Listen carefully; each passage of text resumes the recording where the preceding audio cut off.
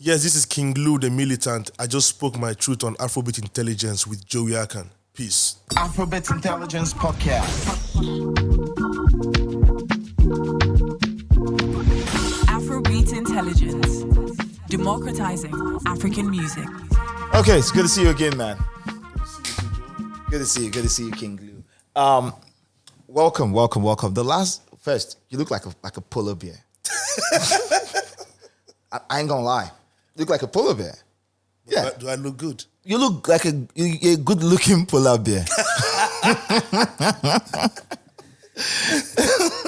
Well, yeah, that's a great outfit. Thank you, Joe. That's a great outfit. It's so interesting. I've known you across multiple seasons of your existence, and this has been your flyest.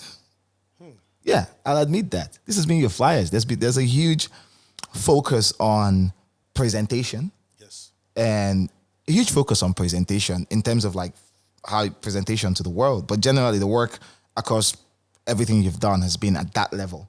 But now you're just presenting differently. Yes. Was it such a big deal to shift your mind from primarily working on the back end for so long and then going to the front? I had a plan. Okay. I initially started music as a rapper and a producer. Yeah. At some point, I felt like I needed to know more about this business. I needed to understand the business side of music. It's one thing creating, it's one thing understanding, another thing understanding the business side. So I was blind. I was just releasing music. I didn't understand how, to market the music. So I had to put a hold on music, and I started interning for labels, working with artists, getting that experience. So it was a plan, for me to gain that experience and then come back later in the future to what I love, doing, which is making music. And that experience, does it add to what you do now on the front end? Yes. In what way? So I worked with a bunch of artists, a lot of artists, and I tapped from a lot of their energies, and I equally worked with some labels, some global labels too, as an A&R, and then I was head of promotion. So I understand music consumption, I understand the pattern in which consumers, consume this music thing, and then I understand how to equally create, because different artists with different ways that they make their own music, So it was easy for me to actually tap into their own experience. I was guiding them, but I was equally learning from them. Okay. So let's talk about your experience as an exec before we go in. But first, I'm thinking if I should start from your experience as an exec, or I should go down to how you approached music. But we'll get there. So your experience as an exec. You worked as your bio reads, and I worked with you there also. We worked together. Yes. Interestingly, guys, we worked together at Universal. Yes. Lucas was playing point man. Yeah, Lucas, you technically ran the entire label because you handled everything that involved creativity and marketing. Yes. And what was that experience like, getting into the game first before Universal? What role did you play, and where did you play that role? So I lived in Ghana for like 7 years. Yeah. What actually took me to Ghana was I was trying to understand how their business, model work, how their music business works, there in Ghana, and I loved the experience. But why Ghana? I've always been connected to Ghana. I don't know how, but I've always wanted to go to Ghana. Even when I was still back in Nigeria, I loved Ghana so much. I love their sound. I love their high life sound. Mm-hmm. I had artists that I really loved then. Ofori and Ponsa, the VIP guys are now VVIP. All those guys, they really inspired that move. I really wanted to go to Ghana to meet these guys, understand how they make their music. I was blessed and opportune to actually, be in the studio with some of them while they were creating their own music. Yeah. So Ghana was the first experience for me. Well, with Ghana, what did you find in Ghana? What? What did you find in Ghana? What did you find in Ghana? How What year was this? 2008. 2008. How was the music business in Ghana then? One thing I know for sure in Ghana is they are rich. They don't joke with their culture. Yeah. They are rich in culture. Like they literally infuse their culture into whatever they do.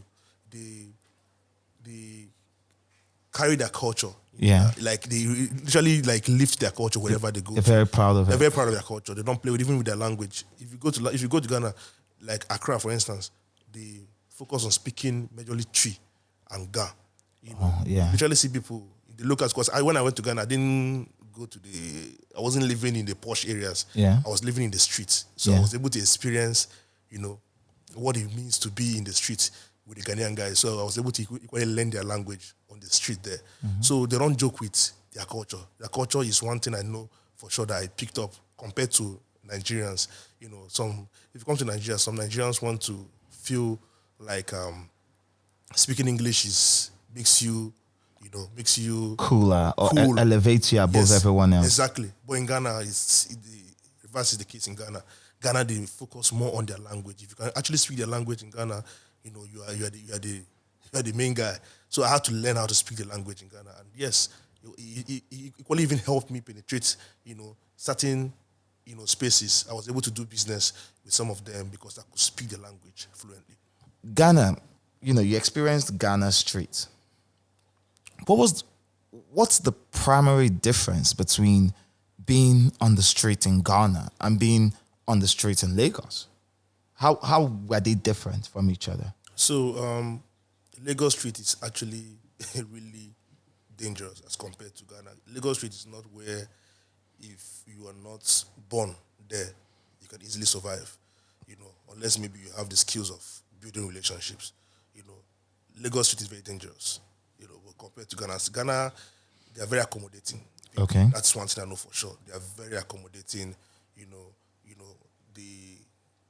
they're really big on that communal existence. They love just being together, playing football together, just even as a visitor, in Ghana then, I didn't feel that, what's it called? I didn't feel like I was segregated or I didn't feel like I was different from them. It felt like I was at home. So you were well welcomed. Yes, I was welcomed. That's why I said they're very welcoming. They are warm people. I didn't really miss Nigeria when I was in Ghana because I actually made cool friends. You didn't miss the country. And what would I miss? I was born and raised in Nigeria now, so true. moving to experience and that culture was very beautiful to me. Eating their food, they have beautiful women. Of course. Even on the street, they have 24 hours light in Ghana. Even in their craziest places. Exactly, as compared to Nigeria.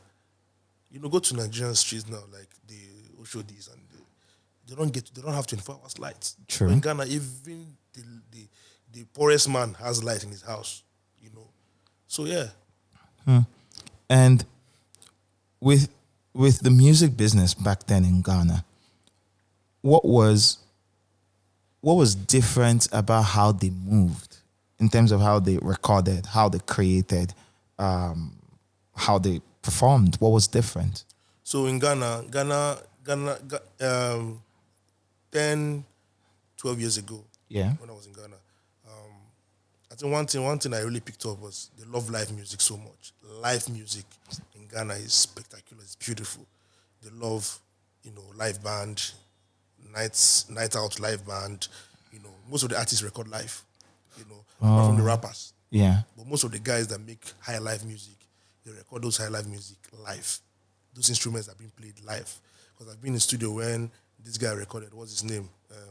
Oforian Ponsa. Yeah. Recorded one of his songs back then in Ghana. He actually played most of the instruments live. He recorded live. He played it himself. He plays some instruments. So he has like a team. He has band members, but one thing I know for sure is they don't play with their live music. The only issue they had then was how to really, really export this music because most of their music executives are focused just in Ghana, pushing music in Ghana. But pushing music outside Ghana was a problem, for them as compared to the Nigerian guys that were already pushing outside, the country. So the only guys I would say, in Ghana then that were actually popping in UK was Fuse ODGs and Yeah. the likes, but those guys were actually living in the UK. Yeah, those are So UK boys. Exactly, but not the Ghanaian guys in Ghana exporting their music to the UK and to the US and the rest of the part of the world. So that channel, they didn't have like a clear channel to actually distribute this music, as compared to what's happening right now.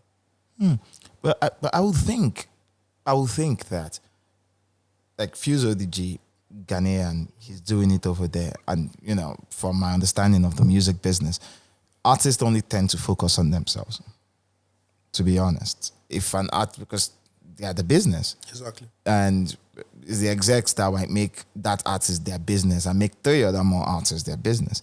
But if they had, well, Ghana, I've always had people, they had, in the UK, they had a Branty. Yes, DJ Branty. DJ Branty, who is credited as the person who coined the Afrobeats term. Yes. He's a Ghanaian. He's a Ghanaian, yeah. Ghanaian heritage. They also had DJ Edu. Is Edu Ghanaian? No, Edu is not Ghanaian. No, Edu is not Ghanaian. It's one of those African countries. It's not Ghanaian. I'll check. I was supposed to meet him. Well, yeah, but yeah, they had someone like that. They had, to be honest, if you're in Ghana and if you're London and black music, you'd see a lot of people with Ghanaian heritage. Yes, correct.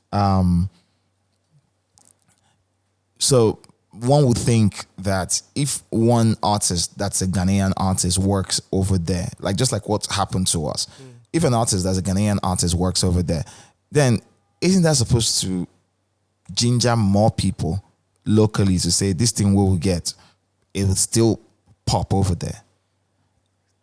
Like we had Oliver Twist.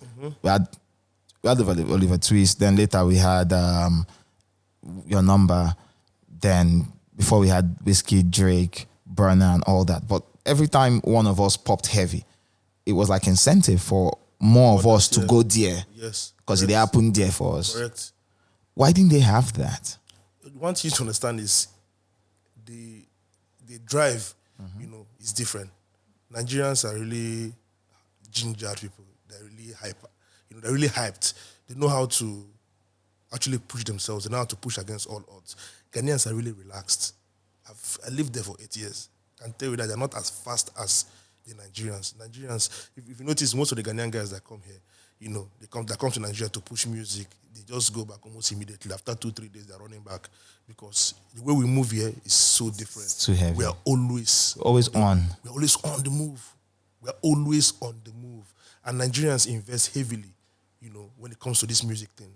That is one thing I think the Ghanaian music executives should start doing now, because I think, honestly, no shade to the Ghanaian guys, but I think most of the executives are focused on using their money to buy cars and buy houses instead of actually investing in the music. So the way the Ghanaian music industry is right now is the fault of the music executives, because no government helped the Nigerian music industry. No. It's individuals that built it. We. Exactly. We built it ourselves. So I think the music executives, they need to, come together. They need to unite, and that thing is unity. Most of their creatives are not even united. Even the artists are not united. Yeah, they have so many. So I don't know too much, but from this end, looking in over there, there's always like high profile beefs. Yes. Between the I've seen more beefs than collaboration from Ghanaians. Correct. Let me give you an instance. There was back in Ghana then, I used to be part of this family called a DC family, Dansuman family. Yeah. We had Shatawale then. Then Shatawale was still Bandana. Yeah, his name was Bandana. Bandana. That was his name, Bandana. Then there was Samini, there was Tiny, there were a bunch of the Ghanaian artists. So we just do meetings. I think it was every last Friday of the month we do meetings. At that meeting, at the end of every meeting, Samini and Shatawale will always fight. These guys were like cat and dogs. They were always fighting. They didn't agree with each other. Always fighting because Samini was dancehall king. Shatawale was equally building his own movement. What's it called? The Nima movement he was building then. Before it turned into Beam Nation. No, not Beam is Stoneboy. Stoneboy. Oh, that's so sorry. Beam is Stoneboy. Shatawale is a SM. Is it SMA or whatever? SM. So he was building his own movement, and his movement was so big. Samini was that big dog. Yeah. Then I can remember an instance when I think it was Beanie Man or one of these Jamaican artists came to Ghana then to Yeah, because Ghana had a lot of like reggae. yes, no, they have dancehall. A lot of dancehall in Ghana. Hip, high life, hip life. Yes, Dancehall. dancehall, yes. So they have a lot of dancehall artists, and the dancehall was thriving well. Then, so a lot of Jamaican artists were coming, to visit Ghana and then perform. Then one of the artists then just cornered this this reggae artist and was like, no other artist will see this reggae. I was part of the people that brought him to Ghana, so no other artist is going to, see him to even collaborate with him. And I said, I was like, wow, what's happening? That's when I knew there was no unity in Ghana. They don't have unity. I think the new generation artists need to start preaching that. They need to start, uniting and then, exporting their music. Just look at the guys that actually live in Ghana to come outside to collaborate with Nigerians and other, artists, how they're doing well. From Stoneboy to King Promise. King Promise, Kiddy, Amare. They're all doing well. So they're all doing well. So that's why it's always funny when I hear they say Nigerians don't support Ghanaian music or the media in Nigeria don't support Ghanaian music. It's very, very funny because Nigerians actually don't care. What they focus on is the quality of the music. If the music is good, they'll play it. You get what I mean? Sure. I'm on TV, I'm on radio, I see these things. The Nigerians play, support music from different, African countries. If the music is good, they'll play it. Yeah, I think it's the same all around the world. Because the only reason I know we're putting a lot of investment locally, Afrobeats, to make Afrobeats to the world happen. Yeah. We're putting a lot of investment. There's infrastructure being built, pipelines, contracts, all of that stuff. They're there. But you can only put music in front of people. You cannot tell people what to like. True.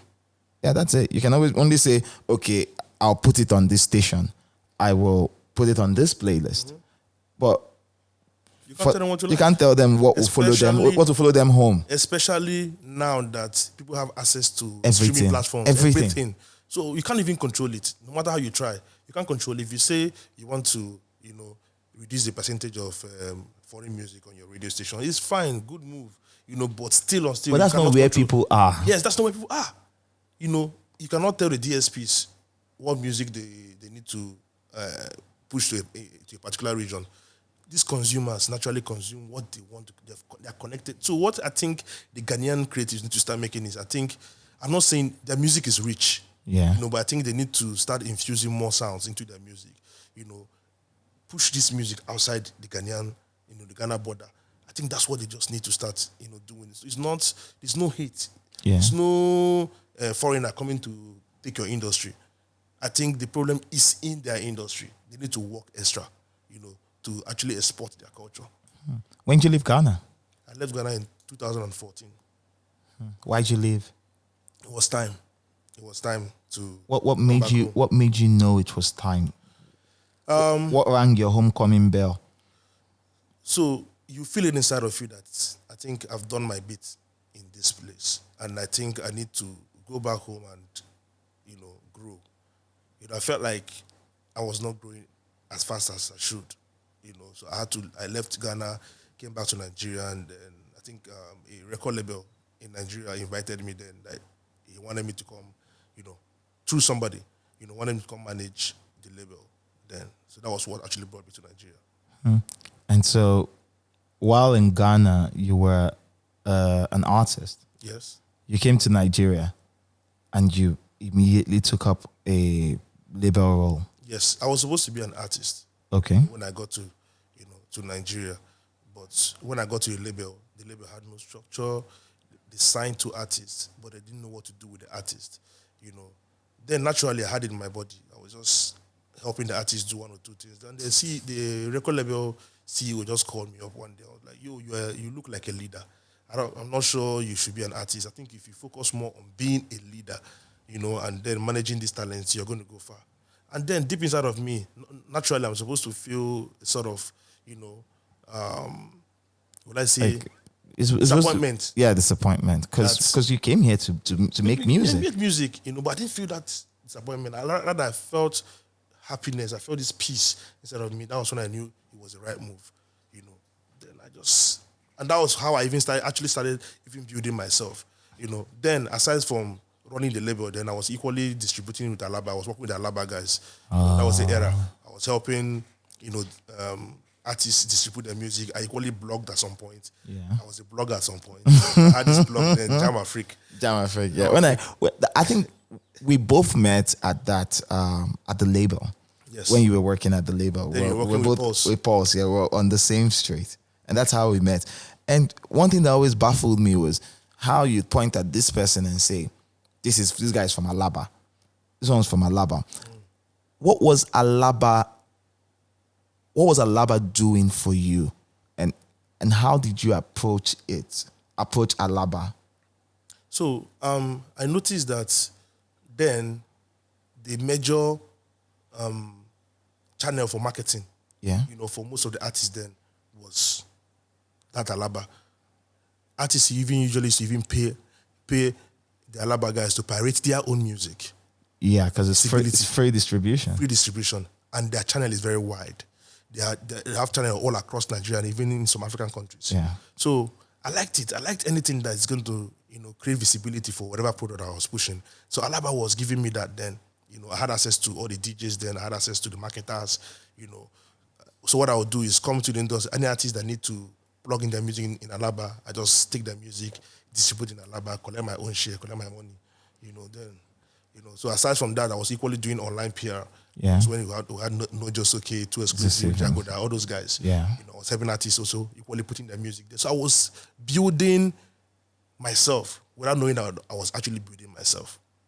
I don't know if it makes sense. I get you. I was going through that experience. I was making money, but I didn't know that experience was something that's going to help me in the long run. In the long run. So what you were focused on was survival. I was surviving, bro. I was surviving, but I was learning in the process. But then, did you think Alaba was giving us a good deal as an industry back then? Back then, to me then, yes. Why? Because of the exposure that it was giving all the artists, Alaba was literally blowing up artists. Alaba, some of the marketers were literally giving artists advance. This advance that these DSPs and majors are giving now. Alaba guys were giving the advances then. You remember then when P Square released their project with Tijo? Tijo gave P Square advance then. Most of these guys collected, even Timaya, all of them, they all collected advances then from these guys. So this advance thing is not today. It started with those guys, But the emergence of digital just shut down Alaba. Really digital, the streaming platform just came into play. Alaba was dead. Was dead. But it really helped. Because Alaba did, even in the US, music was sold in CDs for so long. Yeah. Everybody had CDs, CD player. Yeah. And then when Napster showed up, think of Napster as a place where they pirated music, digital piratation. It was Napster showed up and everybody slowly moved towards Napster. Then the industry, seeing that their profits had dwindled, because then they're organized over there, seeing that their profits had dwindled, they're like, no way, we need to find a new way to make this work. Yes. Before Spotify came, iTunes, Spotify. Right. iTunes came, people started walking through it, and then Spotify came. What Spotify did was, Spotify changed music from being a product that you could buy to a product you could rent for a specific amount of time.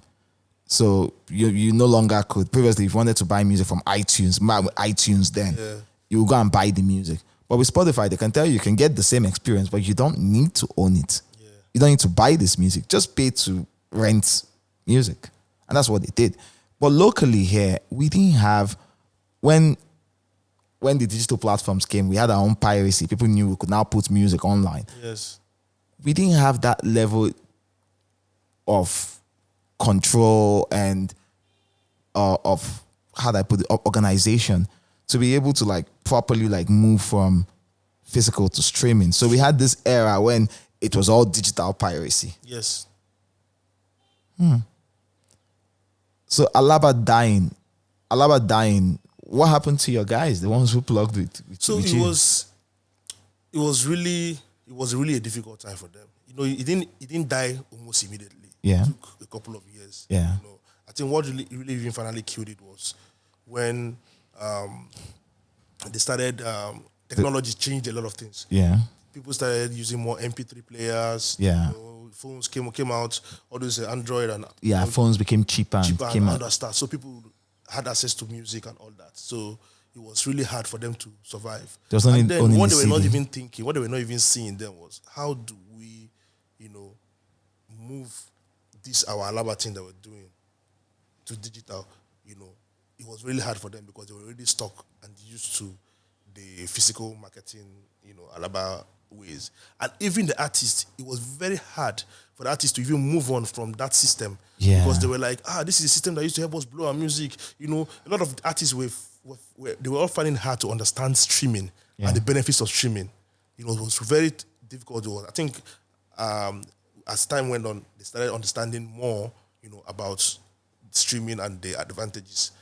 Yeah, because I remember back then where you would give where artists would want to release a song, and all the emergent streaming platforms, Music Plus, then all those vast services. So we started doing vast, coloring back to I did Verse too. Yeah, you did. You Yes. did. I remember you did Vast. fast with Funshaw. We used to produce. Was it with we used to- Funshaw? Yes, Funshaw, yes. Yeah. Who is now the owner of Lovaclarios Limited. Shout out to Funshaw. Yeah. Then we used to produce coloring back tune and all that. I speak Hausa fluently. Yeah. So I was the most popular, Hausa voice at that time when it comes to the CRBT.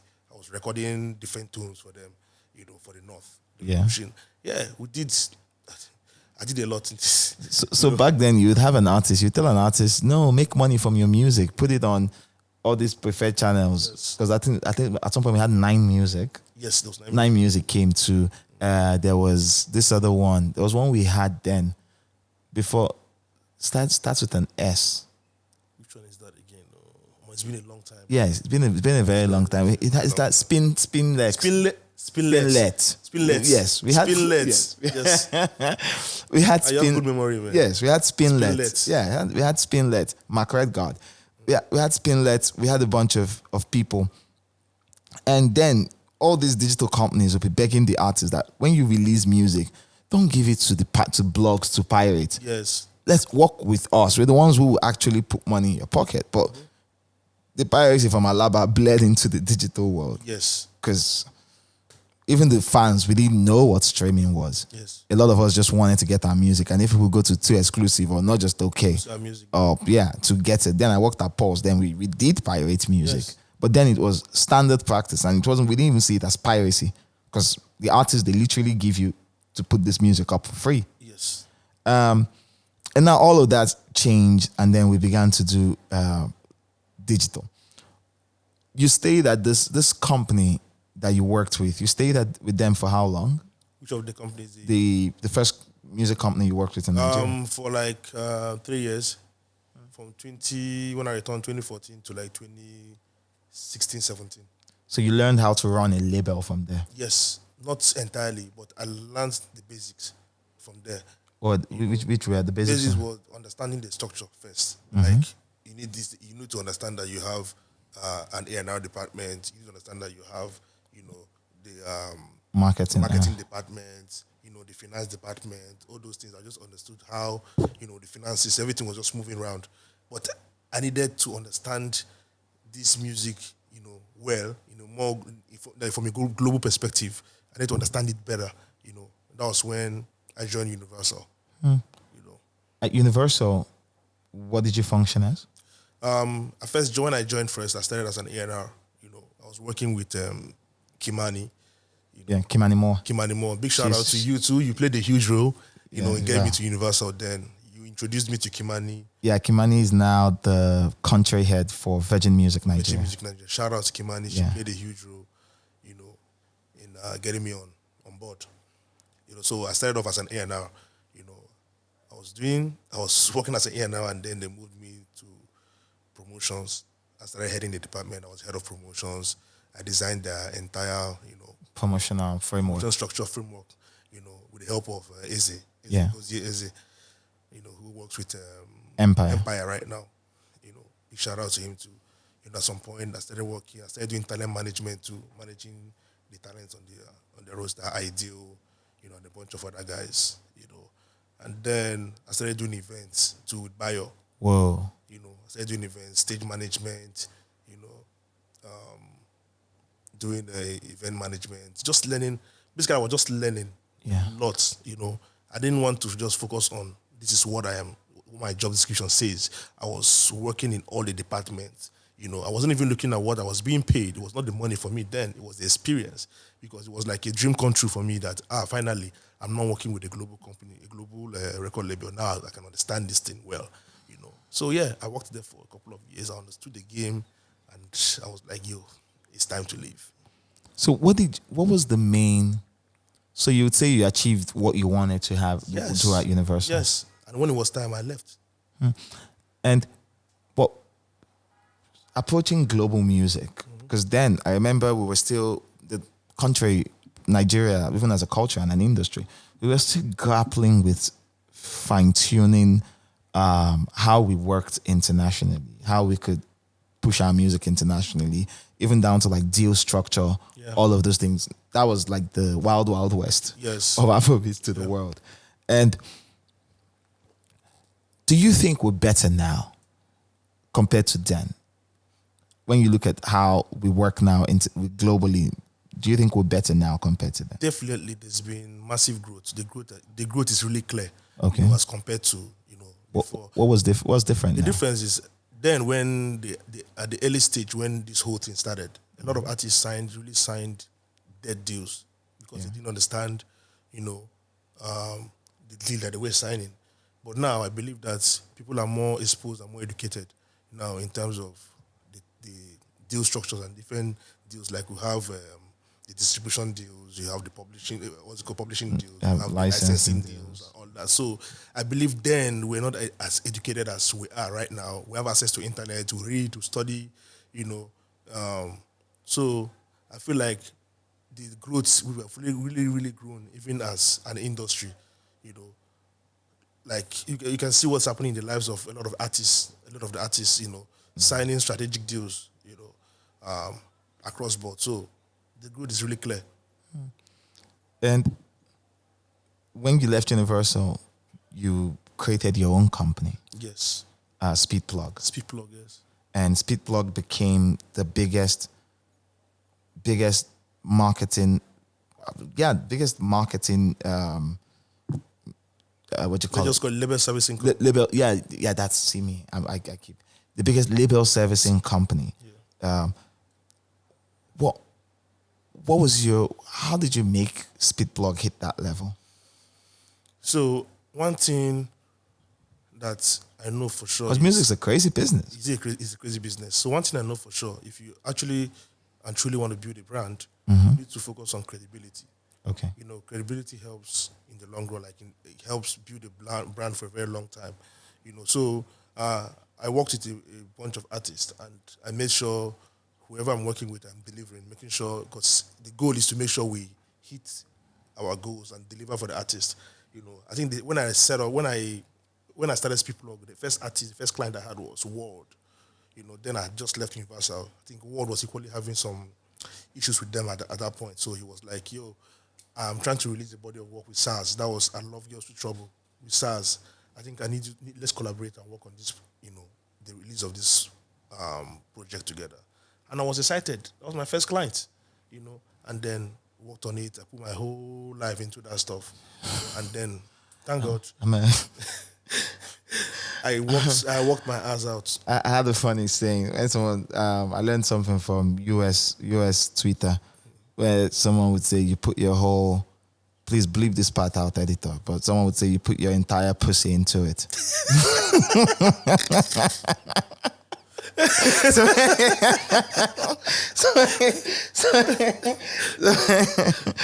Don't vlog this part out. I like it.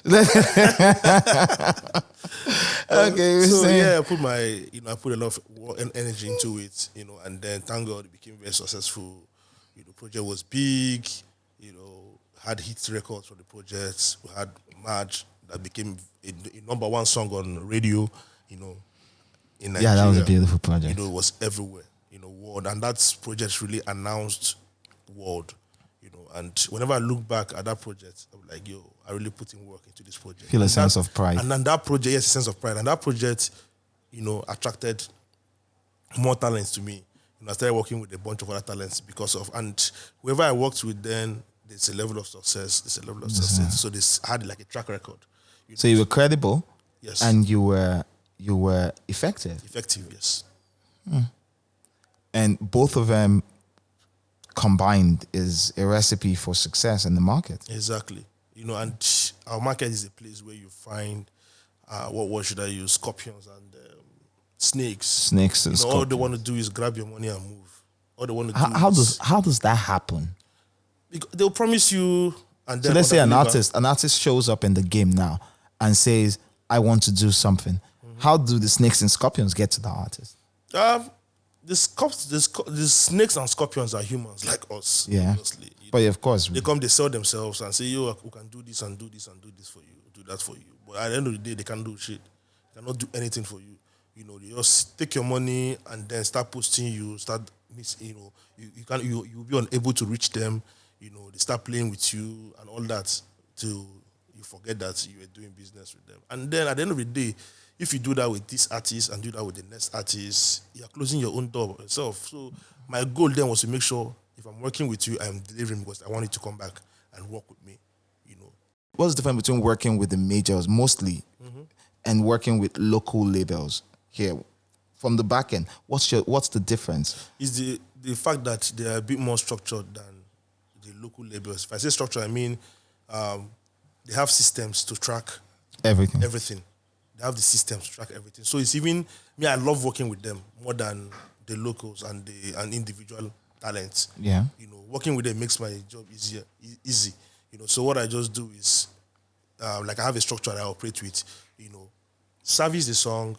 You service, you follow up, you pitch for spots in there, and then you share reports.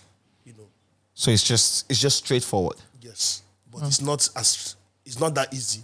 Yeah, it's not easy, of You course, need- but the systems, that's the system that works. Exactly, and then you need relationships for this thing to work. Relationship is like the capital here. For real? It's the Yes, currency. It's the currency, yes. Huh. You need relationship. How? Why? Relationship because you are in a music industry that is saturated, with a lot of artists. Everybody is fighting for a particular spot, a top spot, and all that. How do you get your own artist to that top spot? It's by having a good relationship with this person. I say, yo, put my artist there. My artist did that point. You know what I mean? So you need to build real relationships. And if I say relationship, I'm not saying because I want something from you and then I'm building a relationship with you. Build relationship because at the end of the day, we're humans. Yeah, connect So with- you need to connect with the next human. Exactly. Build real relationships, even outside the music space. And that's what I'm doing. Everybody I work with today, they're all my friends. We hang out, on a normal day. And it's not just about, I want something for you before I start calling you. You get what I mean? Yeah, you So guys are bros. we're bros. We're guys. Yeah. So it helps. So if you want to succeed in the business, it helps to have all of these relationships. Relationship is important. But what's most important is having a good budget. You can't take that away, man. No, you can't take that away. Okay. The topic of money and music, it's very touchy for a lot of people because number one, we don't open our books as an industry. Yes.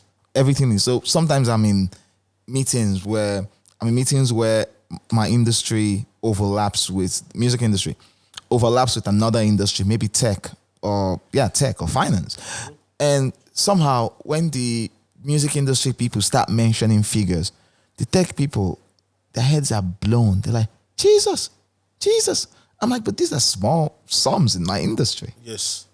Actually.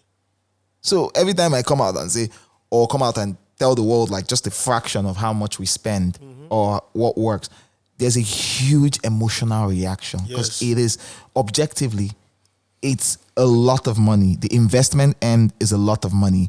And then if you're successful, if you're successful, what comes out on the other end is still blood money. Yes, it's a lot of money. Just the early stage is usually really challenging and difficult because the way music business is structured, it's not like buying and selling. Yeah. It's not like you're putting in this amount and you're getting that almost immediately. You have to grow a mindset of building. Yeah. I am putting this money in because I'm trying to build something, gradually from the ground up. That is what people like Don Jazzy, did for Maven, built Maven from ground up. With his money. With his money. I don't know, I think I saw an interview you did with Don Jazzy where he said he spends on an average of at least 50 million or something per single release for his artists. Mm-hmm. It's true. Our industry is capital intensive, especially now that we have influencer marketing and everywhere people need to activate influencer campaign. I think influencer campaign is the most expensive form of marketing right now. Why? Most expensive form of marketing because every influencer is charging, per head. They're giving you their own figures. One influencer is charging you 400K, the other one is charging you 1 million just to post. It's true, Sha. One video, I also one charge. content. I also charge. You're an influencer too. I became an influencer. I was a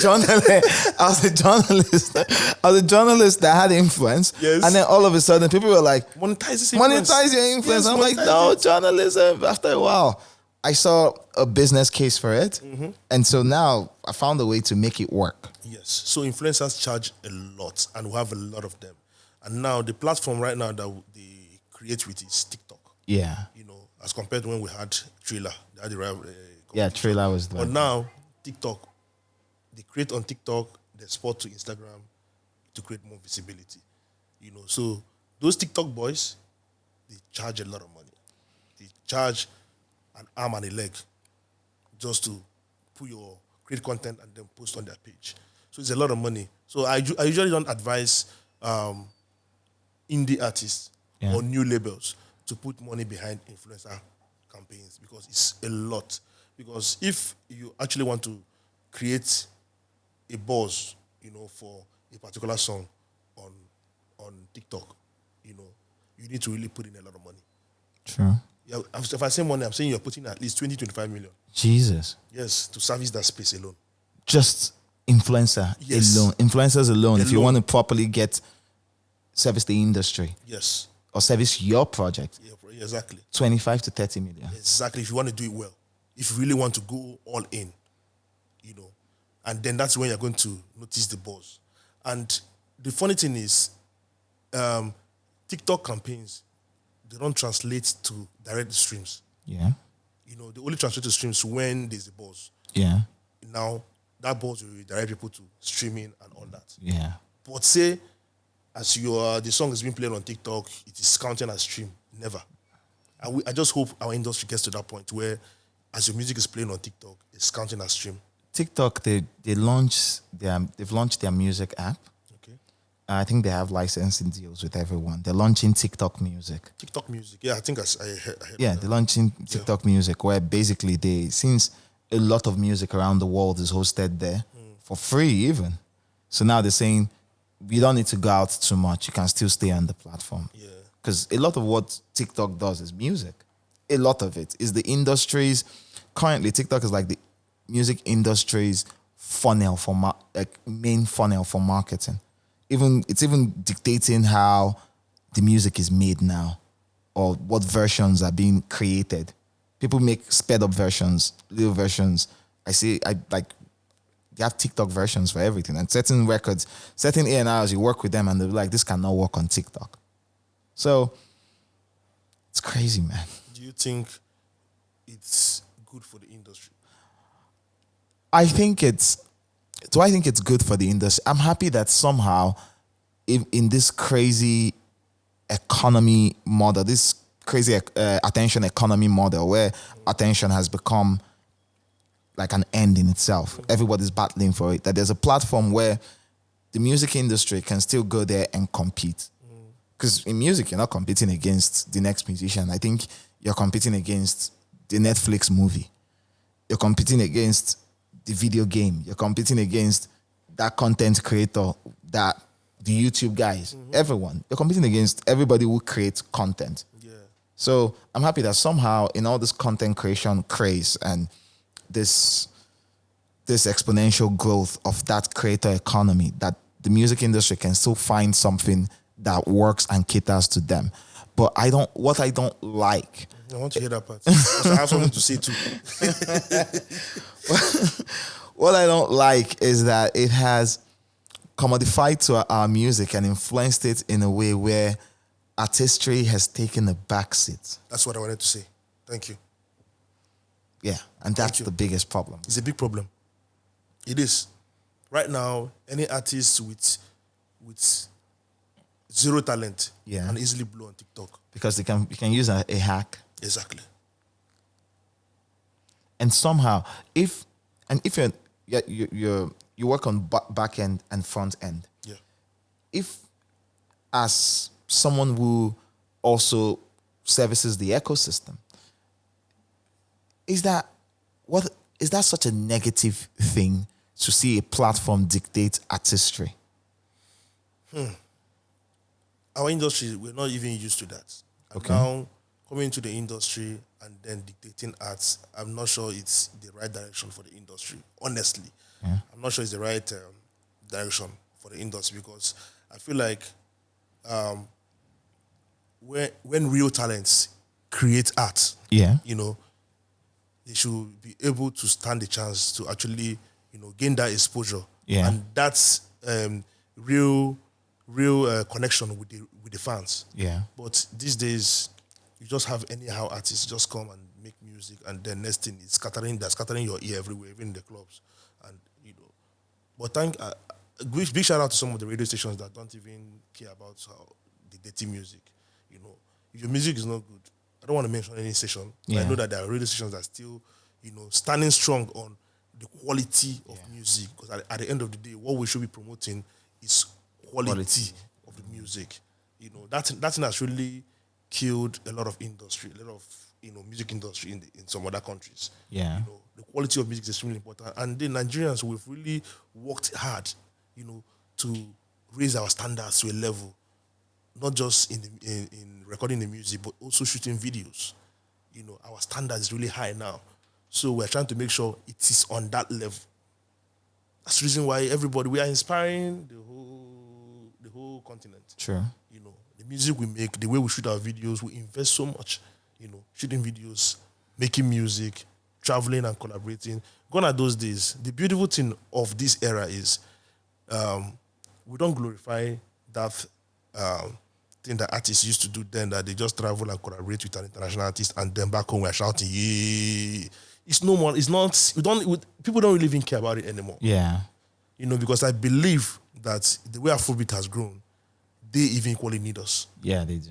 They need us. We shouldn't sell ourselves short, man. Like they need us because our music is original. Yeah. They need us. We are in the forefront of the conversation right now. Everybody wants to come back home. Even the Americans that have African roots, they want to come back home and connect. True. They want to connect. Yeah, because it also gives them, apart from that, it also gives them a new market. Yes. It expands their market. Like, take a Ghana now on SARS and Ashake. Mm-hmm.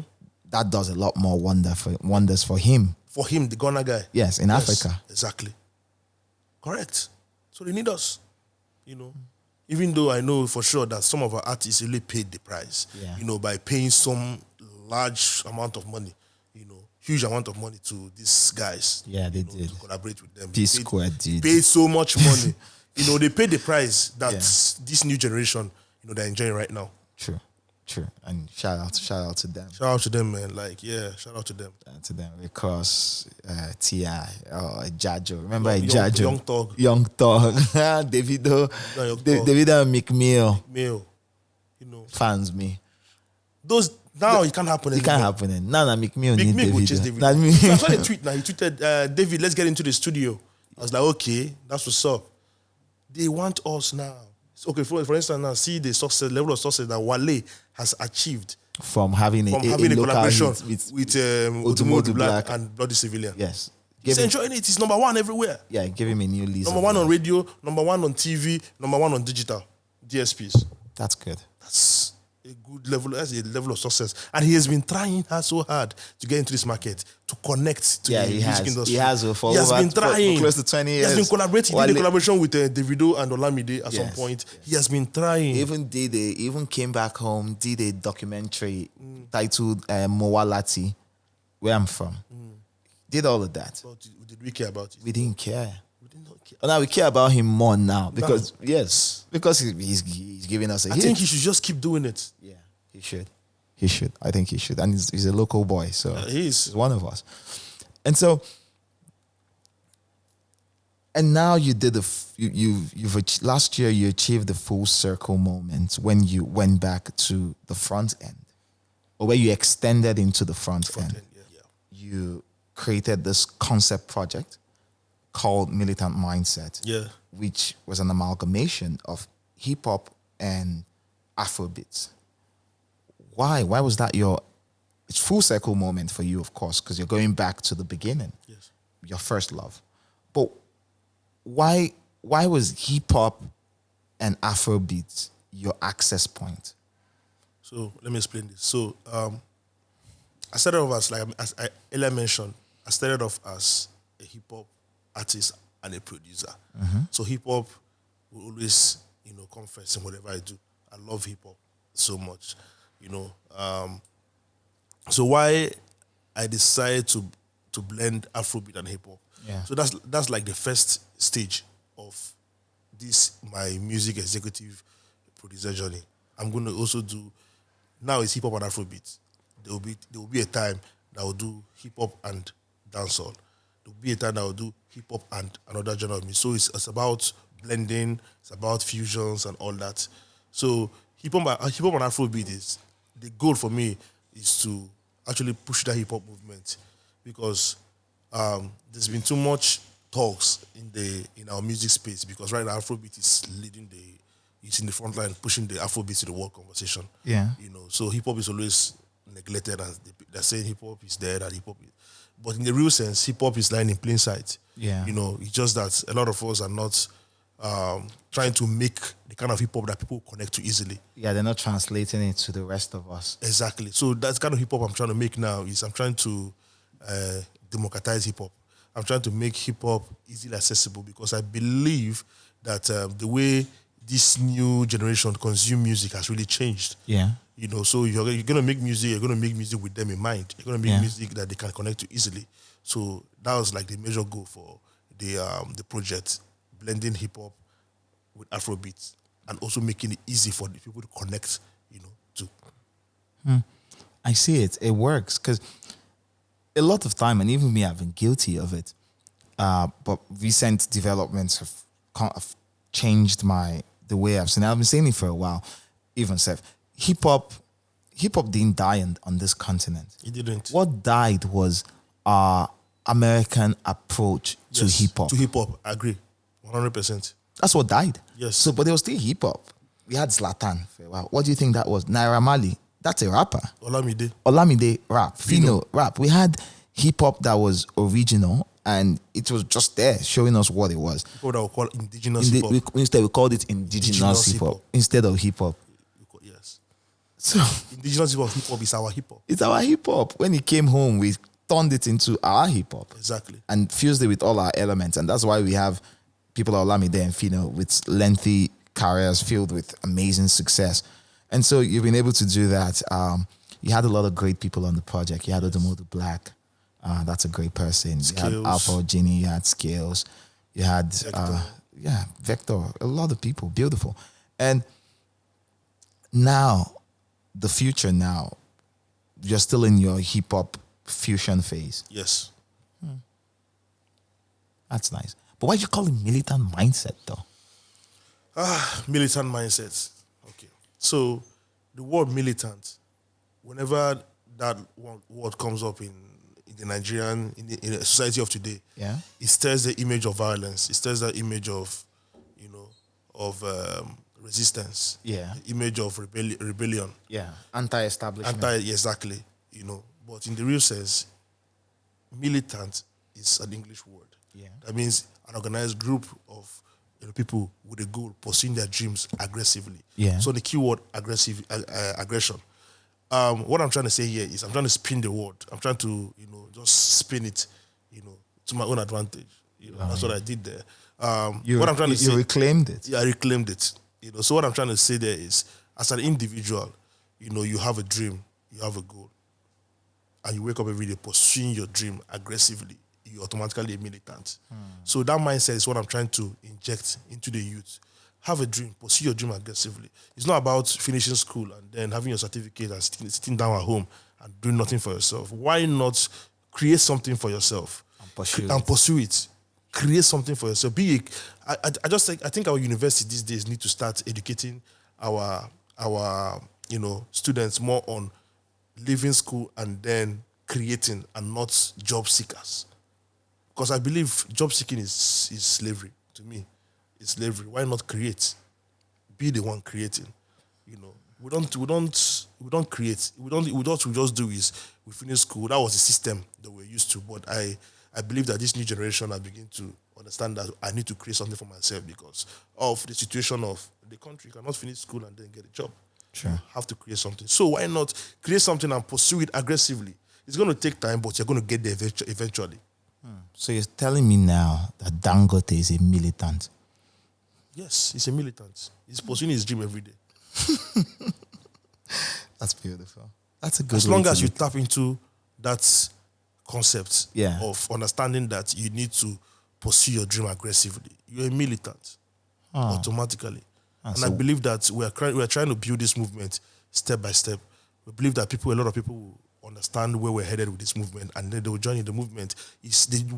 Let me make it clear, the movement has nothing to do with violence or chaos. Yeah. It's about self-development. Yeah, it's about upsetting your personal circumstances. Exactly. Your dream, your future, and your destiny is in your hand. Nobody owe you anything. Yeah. You have to stand up and fight for yourself. Yeah. Fighting for yourself means swimming against the tide. Yes. Putting numbers up on the scoreboard. Exactly. And just improvement of your circumstances by yourself. So yeah. Okay, that sounds good. I'm a militant. You are a militant. I think I'm a militant. You've created amazing stuff for yourself. Yeah. And that's Afrobeats Intelligence 1. Thank you. And that's why you need to give me a gun. You don't need a gun. Your gun is your brain. You need big color. Yes, I need big color. Big color. Yes, now. Big color na the intent. Well, thank you so much. Thank you, Joey. Thank you for this. Thank you for making the time to Thank you do for having this. me on. I appreciate it. But just before we go, Yes.